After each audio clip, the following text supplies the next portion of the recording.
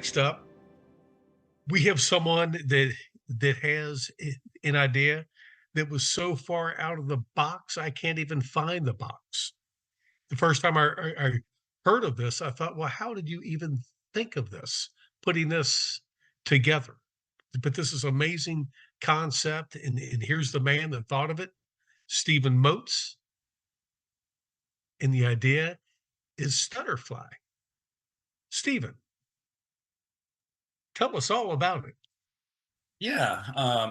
Well, thank you, Tom. I know I joined last year, and it's been quite a journey over the past year, and this continues to evolve and change over time, and I anticipate it evolving more over the next year. But it's been a great experience. But I do want to talk about Stutterfly, and want to talk about which actually the words unspoken presentation was wonderful because it's kind of a springboard of kind of what I want to talk about when it comes to getting children outdoors and involved in nature and more into the natural world.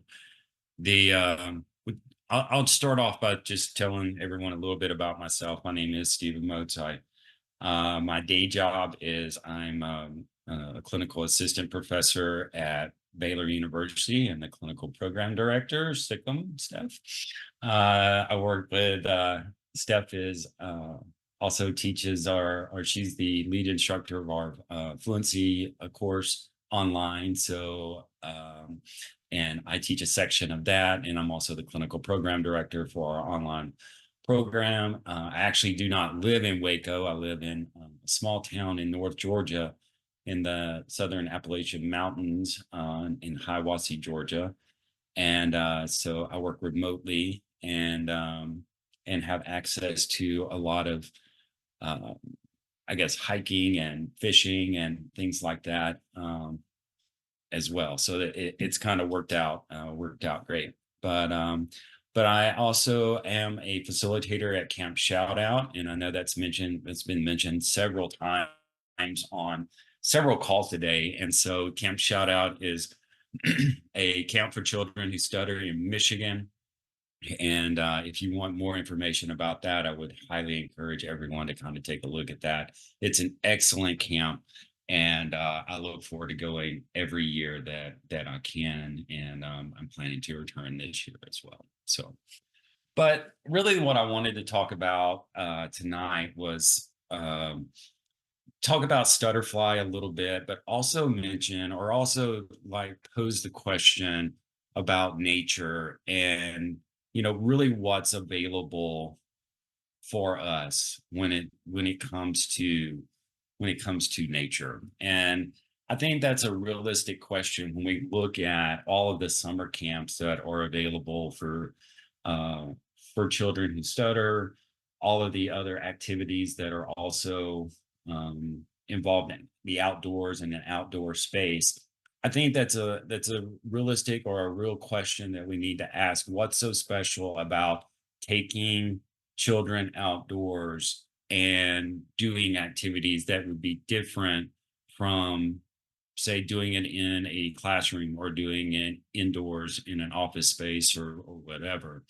And so I think in order to really start that conversation, and I think it's going to start broad, and then we'll kind of narrow in on fly fishing and things like that, what I like to do. But I do kind of want to talk for a few minutes about this. So what is nature, and how would you define that? It's really the physical world collectively, including plants, animals, landscape, and other features and products of the earth, as opposed to anything that a human or human creation or anything created by humans. And when I think about nature, and when I think about what's available for me and what's available for us together as a community, because really that's what we're talking about here, is how can we build community with each other in an outdoor space. And that's really what Stutterfly is all about, building community in an outdoor space. It just happens to be fly fishing. But I think it's just a very small part of what could possibly happen, or what is happening, especially with the summer camps and things like that. So in my mind, I picture on one side like this office space where we typically either meet and work and things like that. And then the other side, and I just close my eyes and I imagine like this trail, like just working along the river and open skies, open space. And I don't know if you've ever been out west.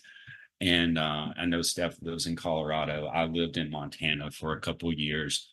Just the openness. And that's the one word that comes to mind when I think about being out in nature, is openness versus more of a static environment, such as an office space and or a therapy room or whatever that is, whatever that may be. But I just kind of wanted to kind of set that for just a few minutes, and like, how can it be used? And I don't want to come across as like, well, nature is a therapy approach. I'm a speech language pathologist, and I don't want to come across at all as saying that nature is a therapy approach. It's really not. Nature is a setting, and it's just like a therapy room. It's just like an office space. It's just like any other space that you may decide to carry out a speaking situation or a connection or whatever the task may be. That is the space to do that. What makes it different? What makes it different from the other spaces? I think it's so dynamic and it's always changing. If you think about just walking along a trail, or you're fishing in a river, or you're whatever you're doing in just your green space around town, that it's never the same. It's always changing. And that's what's different from the other locations that we may choose to operate in. Under this umbrella, there's also animal-assisted, plant-based horticulture, and then adventure and wilderness therapies and things like that, that all fall under this nature-based therapy. But again, I just want to make sure that communicating that this is really a setting, and how can we use this setting to facilitate the things that we want to see in our lives, whether that's saying the things that we want to say, doing the things that we want to do, stretching ourselves outside of our comfort zone, whatever that may be. We can do that in nature, and how powerful that can be for especially children. And I'm learning every day that that it's easy to stretch myself, and easier to and I guess what benefit that can have even for adults who stutter and who do not stutter. So so just something to think about there. Where can that happen? I think it can happen in forests. I think it can happen in state parks. There's gardens. There's a lot of research out there for outdoor classrooms when it comes to school services and things like that, urban green spaces. There's even research too that they talk about just the using natural materials and having natural materials in your office space and being able to interact with those on a daily basis. And here at the end, I think we'll talk for just a few minutes how to incorporate nature into our daily lives for just a few minutes, and hopefully that will be helpful as well. So what are the benefits? What do we get from nature? And there's research out there, and I can actually send anyone the article if you want to reach out to me through email. I can send you the article for this, but there are actually 6 benefits that come from nature. One is psychological well-being. It improves your mood and self-esteem and the appreciation of nature. There are cognitive benefits. It improves attention span, reduces mental fatigue. Physiological. There's research out there that says that being outdoors reduces illnesses and physical discomfort, reduces stress-induced headaches and other stress-induced conditions. There's a social benefit. It facilitates social interactions. promotes social cohesion and support, and empowerment and social engagement. And I think this is where Stutterfly really comes in, and I'll talk about that in just a few minutes. But I think for as the social aspect and building community, this is really where we pull a lot of our summer camps and a lot of our organizations and nonprofits that that work in the outdoors. There are other tangible and spiritual benefits that I'm going to kind of move a little bit quicker here, but tangible being food productions and increasing home process, and spiritual being also connectiveness and increasing inspiration and a sense of purpose. So when we look at all 6 of those things, those are the things that we can gather. That's what's available for us when we talk about taking kids outdoors and putting them in outdoor spaces to interact with each other in that setting versus other settings and other opportunities for them. So I'm kind of going to focus down a little bit on Stutterfly and like what is fly fishing. And a lot of times people ask me, well, you know, Stutterfly, that's a cool idea. What does fly fishing really look like? What do you do? And so it's using a different equipment than you would say a casting reel, where you just push the button and cast it out there. There's a longer rod. It's around 9 to 10 feet long, and you're using a fly rod, and the line is constantly out. So you don't really reel it in like you would a normal reel, and while you're bass fishing or something like that, you leave the line extended and you use the weight of that line to load your rod and cast it forward into, you know, wherever you want to land your fly, or wherever you think the fish are, you know, are at the time. There's different ways that you can do that. You can wade, you can wear waders, and you can actually go out into the creeks, into the rivers, or you can use a drift boat or some other type of boat to also fly fish.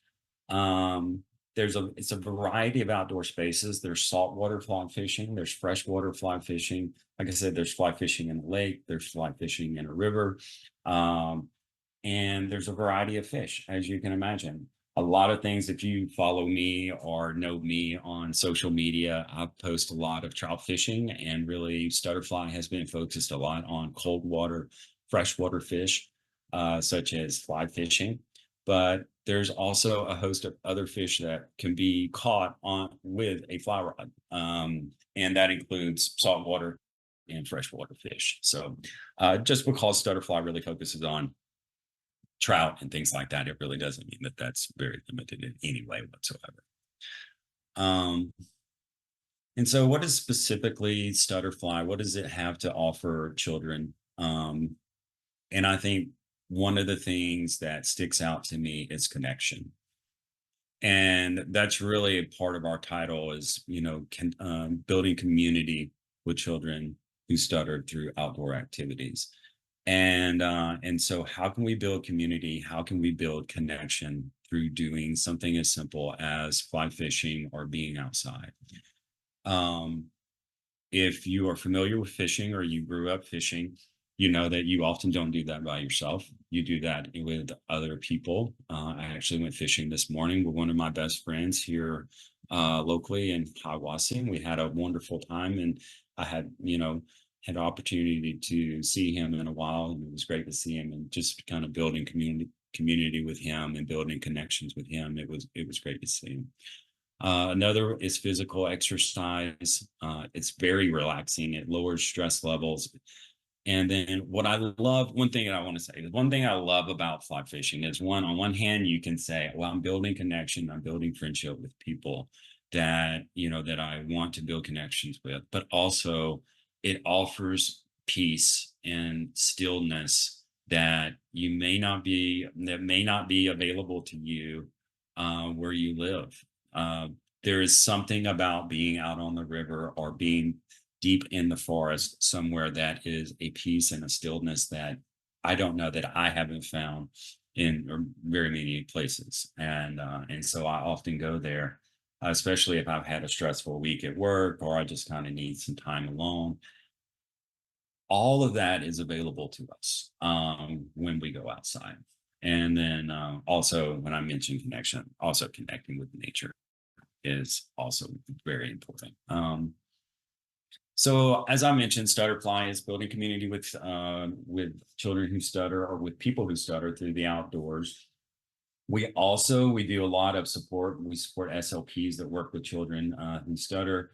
I've done multiple presentations for local school districts here in Georgia, and I always enjoy that. We do a lot of, I feel like I've kind of got one foot in the fly fishing community or the outdoors community, and I have one foot in the stuttering community. So we do a lot of fly fishing festivals, and we actually did one this last weekend in Blue Ridge, Georgia. We have another one scheduled in Maggie Valley, North Carolina, coming up on Father's Day weekend. So we go there, we hand out flyers and things like that, and just advocate for the stuttering community in those venues as well. So kind of wrapping things up, what do we really believe? What do we really want to do? We really believe in the thing. If you look at our logo, we have on our logo, we grow, we explore or live. But I think it says grow, explore, live. And when I really think about those things, we grow by learning new things, having new experiences, and helping others. And we explore, we choose to connect with people and the world around us. We give time to the things that matter most. And a lot of that is stepping outside of what we would normally do, our comfort zone, and going into that stretch zone. And we can do that outdoors, and how easily available that is to us for a lot of people. And then we live life to the fullest by choosing to do the things that we want to do and saying the things that we want to say and being the person that we want to be. So those are the three things that are really anchor Stutterfly, and really how I see we support those children who stutter. And then I think eventually we are going to offer some trips and things like that for adults who stutter as well, because everyone enjoys fishing, everyone enjoys being outside, and so we want to make that available. How can you help us? I just have a few minutes. You can tell teachers, students, parents about Stutterfly. We're on social media. We're on Facebook and we're on Instagram. If you have any connections whatsoever that you think, well, I think this person would love to connect with or connect with you, or I think that would be beneficial or helpful in any way, please send them my way. We're, like I said, we have a website. It's stutterfly.org. And we are also on Facebook and Instagram, and you can private message me on there as well. And then the last couple of minutes, I thought about ending the talk by just saying, if all of this resonates with you and you say, well, this really sounds interesting, I would really love to incorporate more of this into my life in some way. How could you do that? And it could be by just doing a few things that would not take long at all. I mean, you could do 30 minutes. Research has shown that even 30 minutes of being outdoors yields benefits to mental health, physical health, social, and everything, social health and everything. As simple as exposure to plants in your office. If you have plants in your office, a window view of nature, viewing pictures of natural scenes, even setting, there's research, I saw an article recently, even setting your computer screens to a nature, some sort of natural background, such as trees, mountains, and things like that can have a benefit. So I think it's thinking outside the box. And I think that's what, Stutterfly is all about, as Tom mentioned at the very beginning. How can we think outside the box? How can we think differently to help people connect? And also to improve our own mental health, physical health, social, all connections and things like that. I think that's what I'm about. That's what Stutterfly is about. And hopefully that's kind of giving you an idea of what we do and what we believe.